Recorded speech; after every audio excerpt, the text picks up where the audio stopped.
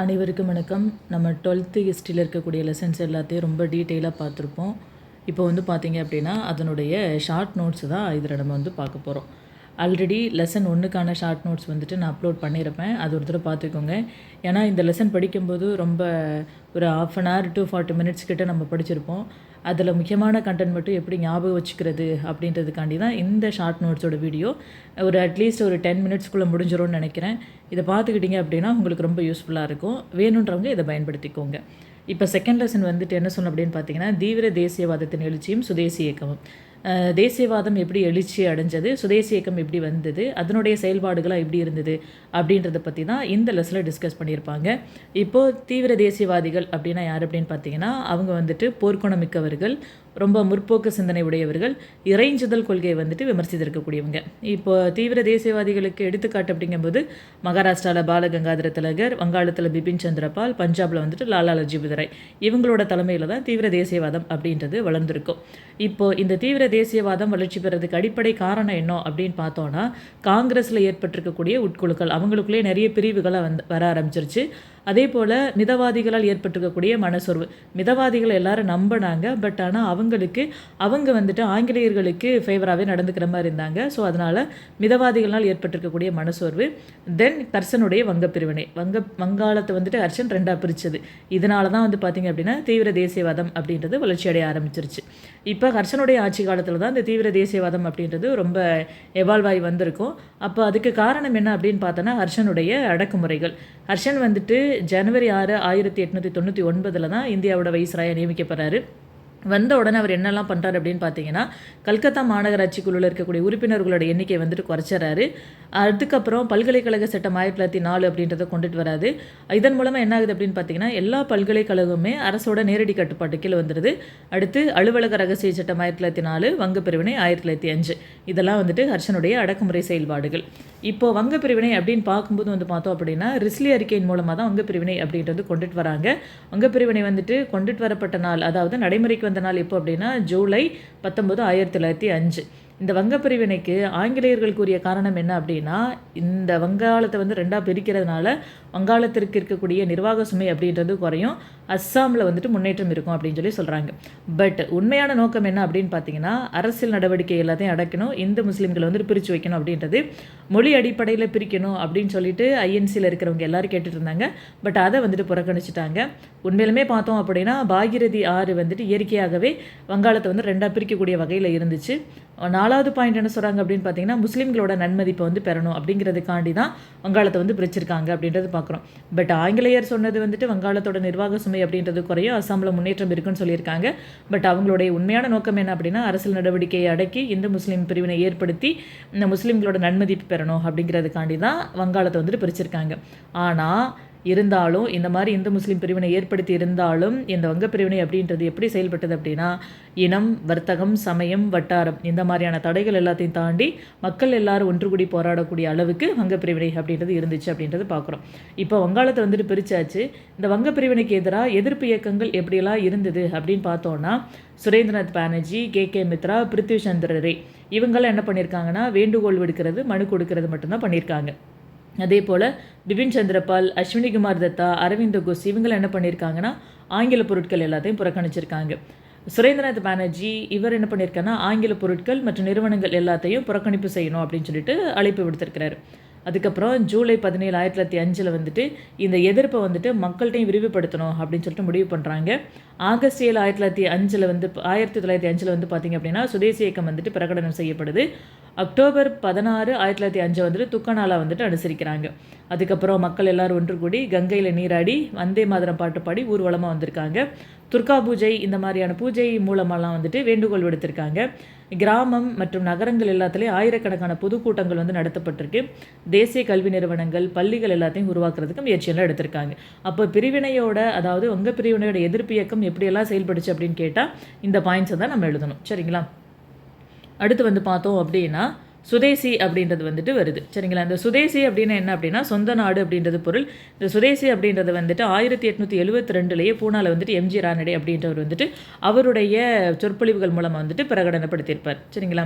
இதில் சுதேசி அப்படின்றதுக்கு ஜி சுப்பிரமணியம் என்ன சொல்றாரு அப்படின்னு பார்த்தீங்கன்னா, தேசிய வாழ்வின் அனைத்து தளங்களிலும் தங்களின் சார்பு நிலைக்கு எதிரான புரட்சி அப்படின்னு சொல்லியிருப்பாரு. பட் கோபாலகிருஷ்ண கோகலே என்ன சொல்றாரு அப்படின்னா, சுதேசி இயக்கமானது நம்முடைய தொழில்களின் முன்னேற்றத்திற்கானது மட்டும் கிடையாது, நமது தேசிய வாழ்க்கை சார்ந்த அனைத்து துறைகளின் மேம்பாட்டிற்கானது அப்படின்னு சொல்லியிருக்கிறாரு.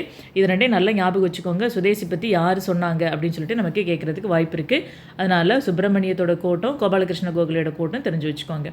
இப்போ புறக்கணிப்பு அப்படின்றது வந்துட்டு எப்படியெல்லாம் நடந்துச்சு அப்படின்னு பார்த்தீங்கன்னா, ஃபஸ்ட்டு வந்துட்டு ஆக்கப்பூர்வமான சுதேசி அப்படின்றத வந்துட்டு கொண்டுட்டு வராங்க. இந்த ஆக்கப்பூர்வமான சுதேசி அப்படின்றதுக்கு ரவீந்திரநாத் தாகூர் வந்துட்டு சுய உதவி, சுய பொருளாதார வளர்ச்சி, தாய்மொழி வழி கல்வி இதை எல்லாத்தையும் ப்ரொமோட் பண்ணுவார். ரெண்டாவது வந்து பார்த்திங்க அப்படின்னா சமிதிகள் வந்துட்டு நிறைய உருவாக்கியிருப்பாங்க. சமிதிகள் அப்படின்னா என்னென்னா தொண்டற்படை மூலமாக மக்கள் எல்லாத்தையும் ஒன்று திரட்டுவதற்கான ஒரு அமைப்பு தான் சமிதிகள். அமைதி வழி போராட்டம் மூலமாக ஆங்கில நிர்வாகத்துக்கு வந்துட்டு ஒத்துழைக்க மறுக்கிறது தான் இந்த சமிதிகளோட முக்கியமான நோக்கமாக இருந்திருக்கு. அடுத்து வந்து பார்த்திங்க அப்படின்னா சாத்வீக செயலற்ற எதிர்ப்பு அப்படின்றது இதை வந்துட்டு யாரெல்லாம் ப்ரொமோட் பண்ணாங்க அப்படின்னா அரவிந்த் கோஷ், பிபின் சந்திரபால் இவங்க வந்து ப்ரொமோட் பண்ணியிருப்பாங்க. இப்போ ஆக்கப்பூர்வமான சுதேசி அப்படின்னா ரவீந்திரநாத் தாகூர் அப்படின்றது தெரியணும். சாத்வீக செயலற்ற எதிர்ப்பு அப்படின்னா அரவிந்த் கோஷ், பிபின் சந்திரபால் அப்படின்றது தெரியணும். அடுத்து வந்து பார்த்தோம் அப்படின்னா தீவிர தேசியவாதம் அப்படின்றது எவால்வ் ஆகுது. இந்த தீவிர தேசியவாதத்தோட மையப்புள்ளியாக எந்த பகுதி இருந்துச்சு அப்படின்னா மகாராஷ்டிரா, வங்காளம், பஞ்சாப் இருந்தது. இந்த தீவிர தேசியவாதிகள் வந்துட்டு 1906 ஐஎன்சி மாநாடு கல்கத்தாவில் கூடுது. அந்த மாநாட்டுக்கு தலைவர் யார் அப்படின்னு பார்த்தீங்கன்னா தாதாபாய் நவ்ரோஜி தான் இருப்பார். அதில் வந்துட்டு 4 தீர்மானங்கள் கொண்டுட்டு வராங்க. அதாவது தீவிர தேசியவாதத்தை சேர்ந்த தேசியவாதிகள் எல்லாரும் சேர்ந்து ஒரு 4 தீர்மானம் கொண்டுட்டு வராங்க. அந்த தீர்மானத்தோட முக்கியமான அம்சம் என்ன அப்படின்னு பார்த்தீங்கன்னா சுதேசி அப்படின்றது, அடுத்து வந்துட்டு புறக்கணிப்பு, தேசிய கல்வி, சுயராஜ்யம் அல்லது சுயாட்சி அப்படின்ற 4 தீர்மானங்கள் வந்துட்டு கொண்டுட்டு வராங்க. இந்த 4 தீர்மானங்களும் எந்த ஐஎன்சி மாநாடு இல்லைனா அந்த ஐஎன்சி மாநாட்டோட தலைவர் யார், இல்லைனா எந்த மாநாட்டில் இந்த 4 தீர்மானங்கள் கொண்டுட்டு வரப்பட்டது, இல்லைனா 1906 கல்கட்டா ஐஎன்சி மாநாட்டில் என்ன மாதிரியான தீர்மானங்கள் கொண்டுட்டு வந்தாங்க அப்படின்ற மாதிரி கூட நமக்கு ப்ரிலிம்ஸில் கொஸ்டின் கேட்கலாம். ஸோ அதனால் இந்த 4 பாயிண்ட்டு நல்லா ஞாபகம் வச்சுக்கோங்க. இப்போ இதுக்கப்புறம் தான் வந்து பார்த்தீங்க அப்படின்னா சுயராஜ்யம் அப்படின்றதே வருது. அப்போ சுயராஜ்யம் பற்றி என்ன சொல்லியிருக்காங்க அப்படின்னு பார்த்தீங்கன்னா திலகர் வந்துட்டு என்ன சொல்கிறாரு அப்படின்னா, நிர்வாகத்தின் மீதான இந்தியர்களின் கட்டுப்பாடு அல்லது சொந்த மக்களின் நிர்வாகம் என்பது மட்டுமே தவிர இங்கிலாந்துடனான உறவுகள் அனைத்தையும் துண்டித்துக் கொள்வது கிடையாது அப்படின்னு சொல்கிறார். சுயராஜ்யம் அப்படின்னு என்னென்னா நிர்வாகத்தின் மீது இந்தியர்களோட கட்டுப்பாடு இருக்கணும், ஆனால் இங்கிலாந்தோட உறவுகள் எதையும் முறிச்சிக்க கூடாது அப்படின்னு சொல்கிறாரு. பிபின் சந்திரபால் என்ன சொல்கிறார் அப்படின்னு பார்த்தீங்கன்னா அந்நியர் ஆட்சியிலிருந்து முற்றிலுமாக விடுதலை அடைதல் தான் சுயராஜ்யம் அப்படின்னு சொல்கிறார். சரிங்களா? அதே போல் அரசியல் படுகொலைகள், தனிநபர் பயங்கரவாதம் இது எல்லாத்தையும் பிபின் சந்திரபால் வந்துட்டு அங்கீகரிக்கலை அப்படின்றத பார்க்குறோம். பட் திலகருக்கும் பிபின் சந்திரபாலுக்குமே வந்து பார்த்திங்க அப்படின்னா சுயராஜ்யம் பற்றின கருத்துக்கள் வந்துட்டு ஒரு சில முரண்பாடுகள் அப்படின்றது வருதுன்னு பார்க்குறோம். திலகர் என்ன சொல்கிறாங்கன்னா நிர்வாகம் மட்டும் நம்ம பார்த்துக்கலாம், பட் இங்கிலாந்தோடு இருக்கக்கூடிய உறவுகளை வந்துட்டு மெயின்டைன் பண்ணிக்கலாம் அப்படின்ற மாதிரியான ஒரு கான்செப்ட்டுக்கு வராரு. பட் பிபின் சந்திரபால் வந்துட்டு இல்லை, அந்நியர் ஆட்சியிலிருந்து முழுவதும் அவங்களுக்கு நமக்கு எந்த விதமான தொடர்பு இருக்கக்கூடாது, நம்ம முழுவதுமாக விடுதலை அடைஞ்சிடணும் அப்படின்னு சொல்லிட்டு பிபின் சந்திரபால் சொல்கிறார். சரிங்களா? அப்போ யார் என்ன சொல்லியிருக்காங்க அப்படின்றது பார்த்துக்கோங்க. சுதேசி அப்படின்றதுக்கு ஜி சுப்பிரமணியமும் கோபாலகிருஷ்ண கோகலேயும் ஒரு கோட் சொல்லியிருக்காங்க. அதே போல் சுயராஜ்யம் அப்படின்றதுக்கு இவங்க 2 பேரும் கோட் சொல்லியிருக்காங்க. என்னன்றது தெளிவாக தெரிஞ்சு வச்சுக்கோங்க. அடுத்து வந்து பார்த்தீங்க அப்படின்னா புரட்சிகர தேசியவாதம் அப்படின்றது எவால்வ் ஆகுது. இந்த தீவிர தேசியவாதம் வந்துட்டு 1908 வாக்கில் சரிவுற்று புரட்சிகர செயல்பாடுகள் எல்லாம் எழும்ப ஆரம்பிச்சிருது. இந்த புரட்சிகர செயல்பாடுகள் எப்படி வருது அப்படின்னு பார்த்தீங்கன்னா இதுக்கு முன்னாடி வரைக்கும் வன்முறை சாராத செயல்பாடுகளாக இருந்தது. இப்போ இந்த புரட்சிகர தேசியவாதம் அப்படின்றது வன்முறை சார்ந்த ஒரு மாற்றம் வந்துட்டு ஏற்பட ஆரம்பிச்சிருது. அடுத்து வந்து பார்த்தோம் அப்படின்னா வெகுஜனங்களின் எதிர்ப்பு அப்படின்றதுக்கு பதிலாக உயர்மட்டத்தை சார்ந்தோரின் எதிர்ப்பாக இது வந்துட்டு மாற ஆரம்பிச்சிருச்சு. அப்போ புரட்சிகர தேசியவாதம் அப்படின்றது 3 பாயிண்ட். தீவிர தேசியவாதம் சரிவிட்டு புரட்சிகர தேசியவாதம் வந்துட்டு மேலெழும்பிருச்சு. வன்முறை சாராததுலேருந்து வன்முறை சார்ந்ததுக்கு மாறிடுச்சு. வெகுஜனங்களோட எதிர்ப்பாக இருந்தது. ஏன்னா அந்த சுதேசி இயக்கம், வங்க பிரிவினை இந்த மாதிரியான சமயத்தில் எல்லா மக்களும் ஒன்று சேர்ந்து போராடிட்டு இருந்தாங்க. அப்போ அது வெகுஜன எதிர்ப்பாக இருந்தது. அதுக்கு பதிலாக வந்து பார்த்திங்க அப்படின்னா உயர்மட்டத்தை சார்ந்தோட எதிர்ப்பாக மாற ஆரம்பிச்சிருச்சு அப்படின்றது பார்க்குறோம். இதன் மூலமாக என்ன ஆகுது அப்படின்னு பார்த்தீங்கன்னா தனிநபர் வன்முறை அப்படின்றது எழுச்சி பெற ஆரம்பிச்சிருச்சு. அப்போ இந்த தனிநபர் வன்முறை எழுச்சி பெறதற்கான காரணம் என்ன அப்படின்னு பார்க்கும்போது அந்நியருடைய அடக்குமுறை இருந்திருக்கு. அதே போல் இளம் வயதினரை தலைமையேற்று நடத்துவதில் இந்த தீவிர தேசியவாதிகள் வந்து தோல்வி அடைஞ்சிட்டாங்க. தீவிர தேசியவாதிகள் என்ன பண்ணுறாங்க அப்படின்னா, யங்ஸ்டர்ஸை வந்துட்டு கரெக்டாக அவங்கள வழிநடத்தி கூட்டிட்டு போகல. அதனால தான் இந்த தனிநபர் வன்முறை அப்படின்றது வர ஆரம்பிச்சிருச்சு அப்படின்றது பார்க்குறோம்.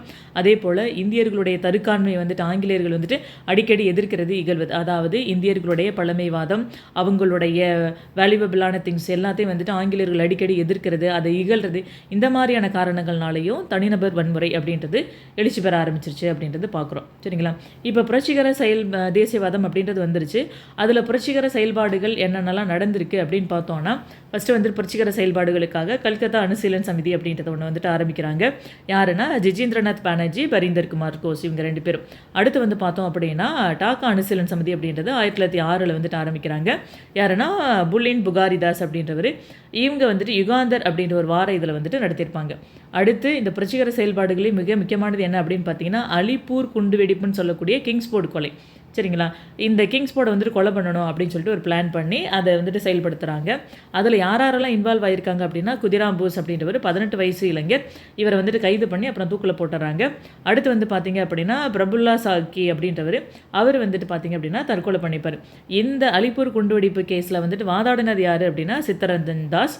அதுக்கப்புறம் பரீந்தர் கோஸ், உல்லாஸ் ஹர்தத், இவங்க எல்லாத்துக்கும் மரண தண்டனை அப்படின்றதும் கொடுத்துருப்பாங்க. சரிங்களா? அப்போ புரட்சிகர செயல்பாடுகள் அப்படின்ற போது என்ன இருந்தது அப்படின்றத பற்றி பார்க்குறோம். சரிங்களா? அடுத்து வந்து பார்த்தோம் அப்படின்னா அடக்குமுறை சட்டங்கள். இப்போது இந்த புரட்சிகர செயல்பாடுகள் எல்லாம் அதிகமாக வளர்ந்துட்டே வந்துருச்சு. இதில் வந்துட்டு பிரிட்டிஷ் வந்துட்டு நிறைய அடக்குமுறை சட்டங்களை கொண்டுட்டு வராங்க. அதில் முக்கியமான 2 சட்டம் என்ன அப்படின்னு பார்த்தீங்கன்னா, 1908 கொண்டு வந்த செய்தித்தாள் சட்டம், இல்லைனா தூண்டுதல் குற்றச்சட்டம் அப்படின்னு சொல்கிறோம். அதாவது ஆங்கிலேயரை எதிர்க்கக்கூடிய வகையில் எந்த செய்தியும் வெளியிடுறதுக்கு தடை விதிச்சிருந்தாங்க. அப்படி ஒருவேளை ஆங்கிலேயர்கள் எதிர்க்கிற மாதிரி ஏதாவது செய்திகள் வந்துட்டு வெளியிடப்பட்டுச்சு அப்படின்னா, அந்த செய்திகள் வெளியிட்ட அச்சகங்களோட சொத்துக்களை வந்துட்டு பறிமுதல் செய்யலாம் அப்படின்னு சொல்லிட்டு இந்த செய்தித்தாள் சட்டத்தில் வந்து சொல்லியிருக்காங்க. அதே போல் 1910 வந்துட்டு இந்திய பத்திரிகை சட்டம் அப்படின்றத கொண்டுட்டு வராங்க. இந்த சட்டத்தின் அடிப்படையில் வந்து பார்த்திங்க அப்படின்னா, யாரெல்லாம் பத்திரிகை நடத்துகிறாங்களோ அவங்க எல்லாம் கண்டிப்பாக வந்துட்டு ஒரு பிணைத்தொகை அப்படின்றத வந்துட்டு கட்டணும் அப்படின்னு சொல்லி கட்டாயமாக்குறாங்க. அப்படி இவங்க பிணைத்தொகையை கட்டியிருக்காங்க. இதன்படி அவங்க ஏதாவது விமர்சிக்கக்கூடிய வகையில் செய்திகள் வெளியிட்டாங்க அப்படின்னா, அவங்களோட விசாரணையின்றி முடிவுகளை வந்துட்டு மேற்கொள்றதுக்கு அனுமதி அப்படின்றது கொடுத்துருக்காங்க. சரிங்களா? அவங்க சொத்துக்களை பறிமுதல் செய்தால் பிணைத்தொகை கட்டணும். அதே போல் விசாரணையின்றி முடிவுகளை வந்துட்டு மேற்கொள்றதுக்கும் அனுமதி கொடுத்துருக்காங்க. விசாரணை இல்லாமல் நம்ம என்ன வேணாலும் டெசிஷன் எடுத்துடலாம் அப்படின்ற மாதிரியான ஒரு இது வந்துட்டு கொடுத்துருக்காங்க. சரிங்களா?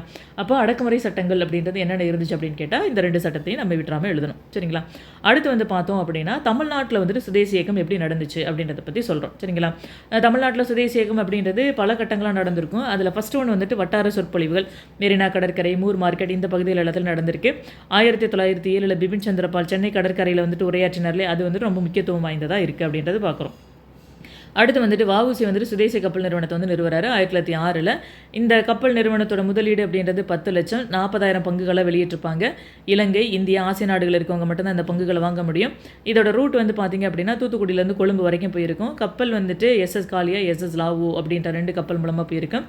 இந்த சுதேசி கப்பல் நிறுவனத்தை பற்றி திலகர் வந்துட்டு அவருடைய கேசரி, மராத்தா இந்த பத்திரிகையில் இந்த சுதேசி கப்பல் நிறுவனத்தோட வெற்றி பற்றி எழுதியிருப்பார். அரவிந்த கோஷ் வந்துட்டு இந்த பங்குகள்லாம் விற்பனை ஆகிறதுக்கு நிறைய உதவி பண்ணியிருப்பார். இதில் முக்கியமான பெரிய பங்குதாரர்கள் யார் அப்படின்னு பார்த்தீங்கன்னா, பாண்டித்துறையும் ஹாஜி பக்கீர் முகமது, இவங்க 2 பேர் தான் வந்து பார்த்திங்க அப்படின்னா முக்கியமான பெரிய பங்குதாரர்கள் அப்படின்னு சொல்லி பார்க்குறோம். அடுத்து வந்துட்டு தமிழ்நாட்டில் சுதேசி இயக்கத்தோட முக்கியமான இது என்ன அப்படின்னு பார்த்தீங்கன்னா, கோரல் நூற்பாலை வேலைநிறுத்தம். இது எப்போ நடந்துச்சு அப்படின்னா 1908 மார்ச்சில் திருநெல்வேலியில் நடந்திருக்கும். திட்டமிடப்பட்டு நடத்தப்பட்ட தொடக்க கால வேலைநிறுத்தத்தில் இதுவும் ஒன்று. சுயராஜ்யத்தை நோக்கி எடுத்து வைக்கப்பட்ட உன்னதமான முதலடி அப்படின்னு சொல்லி சொல்கிறாங்க. இதை வந்துட்டு பார்த்தீங்க அப்படின்னா, அரவிந்த கோஷ் வந்துட்டு வந்தே மாதரம் அப்படின்ற பத்திரிகையில் இந்திய தொழிலாளியின் ஒவ்வொரு வெற்றியும் நாட்டுக்கு கிடைத்த வெற்றி அப்படின்னு சொல்லிட்டு இந்த கோரல் நூற்பாலை வேலைநிறுத்தத்தை பற்றி எழுதியிருக்கிறார். அதே போல் வந்து பார்த்திங்க அப்படின்னா, மார்ச் 9 1907 பிபின் சந்திரபாலோட விடுதலை நாள் வந்துட்டு திருநெல்வேலியில் சுதந்திர தினமாக கொண்டாட முடிவு பண்ணியிருக்காங்க. சரிங்களா? யார் அப்படின்னு பார்த்தீங்கன்னா, வஉசியும் சுப்பிரமணிய சிவாவும் முடிவு பண்ணியிருப்பாங்க. இதில் வந்து சுப்பிரமணிய சிவாவுக்கு வந்து 10 வருஷம் வந்துட்டு சரி தண்டனை அப்படின்றது கொடுத்துருப்பாங்க. வஉசிக்கு வந்து பார்த்தோம் அப்படின்னா 2 ஆயுள் தண்டனை அப்படின்றது கொடுத்துருப்பாங்க. சரிங்களா? பிபின் சந்திரபாலோட விடுதலை நாளை என்னைக்கு சுதந்திர தினமாக கொண்டாட முடிவு பண்ணாங்க அப்படின்னு சொல்லி கேட்கலாம். மார்ச் 9 1907 அப்படின்றத ஞாபகம் வச்சுக்கோங்க. சரியா?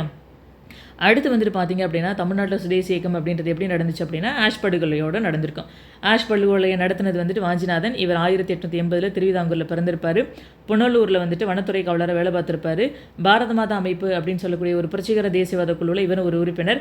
இவருடைய குறிக்கோள் என்ன? இந்த பாரத மாதா அமைப்போட குறிக்கோள் என்ன அப்படின்னு பார்த்தீங்கன்னா, ஐரோப்பிய அதிகாரிகளை கொல்வதன் மூலமா இந்தியர்களை வந்துட்டு புரட்சிக்கு தூண்ட முடியும் அப்படின்றது தான் பாரத மாதா அமைப்போட குறிக்கோள்.